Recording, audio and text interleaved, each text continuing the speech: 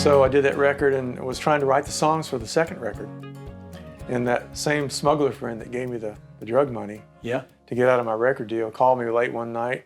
He said, Lenny, so I got saved and I'm going to heaven. I want you to be there with me. Are you saved? I thought, man, just when things were going good. Wow. I was not looking for God. I mean, No. God was the last thing on my radar. I had a record deal, I had, hit songs, I was making a good living, had a writer's deal tied to the record deal. I was on a draw and living a good life, you know. Left my young family 6 years before for my career. My career was my God. Right. Living with a lot of guilt from that, but my selfishness kind of outweighed the guilt. Yeah. In some ways, but so my buddy said, yeah, I want to send you a book. And so one of the books was the Bible. Uh-huh. Another book he sent me was this little paperback, and it was about the end times, the story of Revelation. Oh, boy. Yeah. That scared That'll put it on you. That scared the crap out of me, that little book right there. Yeah. But it was the Bible that really spoke to me. I started reading in the New Testament. That's where he told me to start reading. Sure. I'd never read the Bible. And I started reading about the rich young ruler, how he had all this stuff, but he was bankrupt inside. And his stuff was his God, and he couldn't let go of it. Was that resonant? And so that resonated with you? Oh, yeah. I saw myself as him. I saw myself as the woman at the well. Even though I was a man, I'd had many relationships. I thought if I could find the right person to share all this with, then I'd be fulfilled, and it never happened. Right. And then God just began to show me how bankrupt I was and how shallow my life was. Interesting. Yeah, and I began to feel his love for the first time. He just began to reveal himself to me right there in my house. This kind of went over a period of about a month, all this transpired. And I had a roommate, and he thought I was losing my mind. Oh, yeah. My friend Eddie Struzik that wrote Falling with me. Yeah. And I was trying to write these pop songs, and so I start writing, it'd be a pop song, and by the time we get to the chorus, it'd be about Jesus.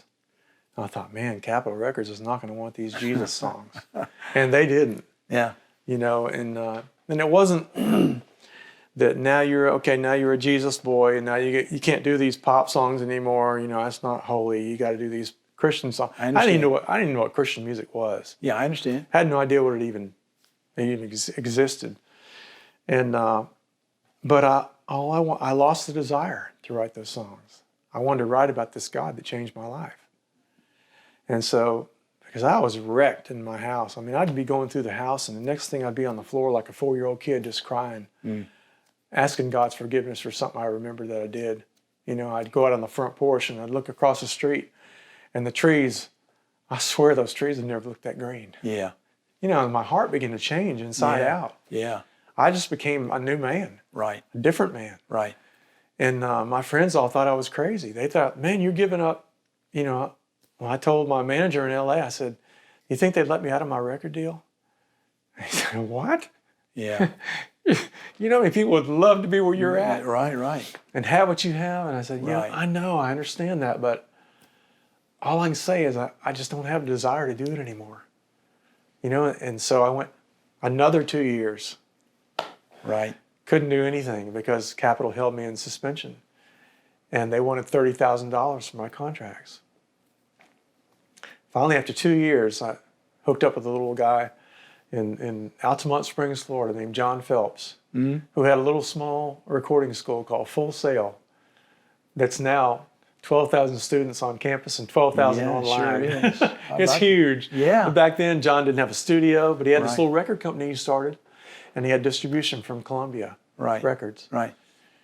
And so eventually, after 2 years, Capitol realized no one was going to pay big dollars for my contract. So they let me out on a 5% override. If I ever sold over 30,000 records, they would get 5%, which I never sold over 30,000 records. I don't think I ever sold over 3,000 records. I was not a big selling artist. My songs would go great. Sure. But Yeah. So anyway, I did 2 records with John, and we are still just the best of friends after 30-something years, He was a big part of my start. And so, I started doing Christian music. All I knew about Christian music was Amy Grant. Right. Well, Because a year before I came to Christ, I sang on Amy's first record, Right. a record called My Father's Eyes, I think it was called. Right. And I just did it as a favor to Sure. another friend of mine that grew up with her. And I think it took us all night in the studio. She was like 17 years old. Right. And I remember seeing her later, about 8 months later, on the Billy Graham crusade. I said, oh, there's that little girl, Yeah. you know? And I knew that those songs were different when I was listening to them in the headphones, you know, singing on them. I thought, these are different songs, but they're about God, you know? Yeah. And no doubt that I think the Lord probably used those as seeds in my life, Yeah. me not even really realizing it.